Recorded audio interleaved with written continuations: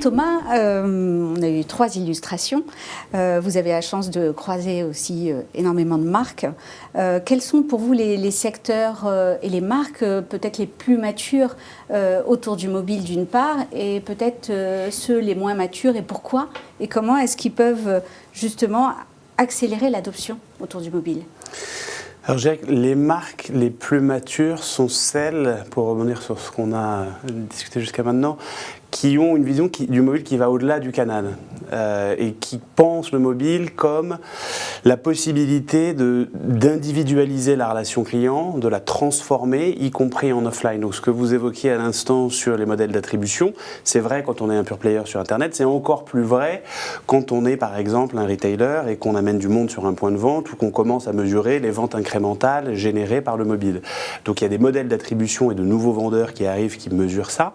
Et donc en termes d'industrie, il y a évidemment l'industrie du voyage, puisque le mobile égale travel entre guillemets et vice-versa. Donc certaines compagnies aériennes qui investissent pour certaines des dizaines de millions d'euros, voire plus, pour certaines des centaines de millions d'euros, et qui internalisent des compétences. Certaines sociétés comme United Airlines sont plus de 100 personnes dédiées au mobile au niveau mondial.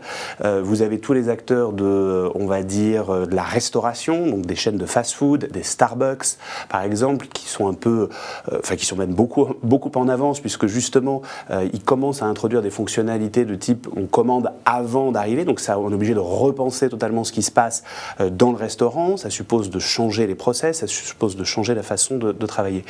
Donc il y a un certain nombre de secteurs aussi dans le retail, beaucoup de pure players, des Amazon, ce type d'acteurs. Mais au-delà de ça, je pense que c'est pas tellement au sein d'une même industrie, vous allez avoir des écarts énormes. Et donc en fait c'est plus la capacité des dirigeants à appréhender les enjeux stratégiques du mobile, parce qu'il faut repenser la gouvernance, il faut de nouvelles compétences, il faut recruter plus de développeurs, de designers, de data scientists, il faut revoir le back-end entre guillemets, donc toute l'infrastructure qui va avec, les plateformes de CRM, comment on connecte ça avec des plateformes de cloud computing classiques, de marketing cloud, et donc ça suppose des investissements qui sont assez conséquents. Et c'est vrai que si on regarde simplement, si on est une marque traditionnelle et qu'on regarde ses concurrents dans l'App Store, on se dit bon finalement on n'est pas bien moins, on est à peu près au même niveau. Ce qu'on ne voit pas, c'est tout ce qui se passe derrière et tous les changements qu'un certain nombre d'entreprises commencent à mettre en œuvre, les investissements qui sont nécessaires. Et c'est ça qui fait que dans les 2 ans qui viennent, on va voir les écarts se creuser massivement entre ceux qui disent il n'y a pas de ROI parce que j'avais pas les bons objectifs et puis j'avais pas les bons outils de mesure, et puis j'ai pas investi comme il fallait, j'ai pas recruté les bonnes personnes, et je me rends compte qu'aujourd'hui, j'ai des concurrents qui sont bien plus en avance, ou j'ai des nouveaux entrants qui sont arrivés et que j'avais pas vu venir. Samantha avait commencé à dire qu'en Turquie, par exemple, la maturité autour du mobile était différente qu'en France. Est-ce qu'il y a des pays qui sont bien plus en avance oui. Et que vous avez identifié? Oui, très clairement. Effectivement, la Turquie en est un.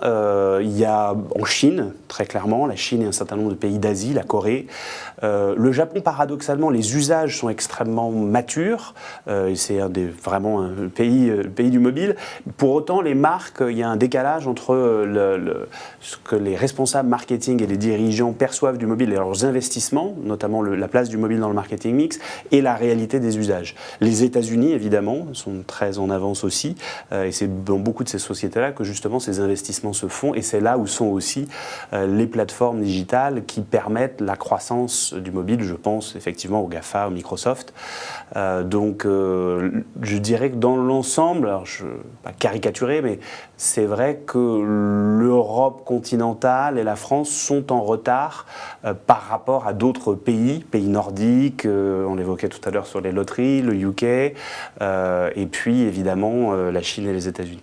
L'Afrique se positionne comment? Alors l'Afrique, et tous les pays émergents en général, c'est vraiment le nouvel Eldorado du mobile. Je ne l'ai pas mentionné parce que les usages sont là, il n'y a aucun doute. L'Inde en particulier. Et donc c'est vraiment là qu'on va voir arriver de nouveaux usages, de nouveaux services. Il y a énormément d'innovations qui se passent là-bas. On a toujours les yeux rivés sur la Silicon Valley. Il se passe énormément de choses dans les pays émergents. Juste pour donner un exemple, puisqu'on parlait de trafic mobile, mobile. Flipkart, qui est le premier e-commerçant indien, eux, ils ont débranché le web, le desktop web, il y a déjà 3 ans. Et l'Inde est le premier pays qui a atteint les 50% de trafic mobile, c'était en 2013. Et donc, très clairement, c'est là qu'il y a un vrai relais de croissance. Mais simplement, les marques n'ont pas forcément cette vision du mobile comme capacité justement à localiser leur marketing et à se rapprocher de leurs clients grâce au mobile.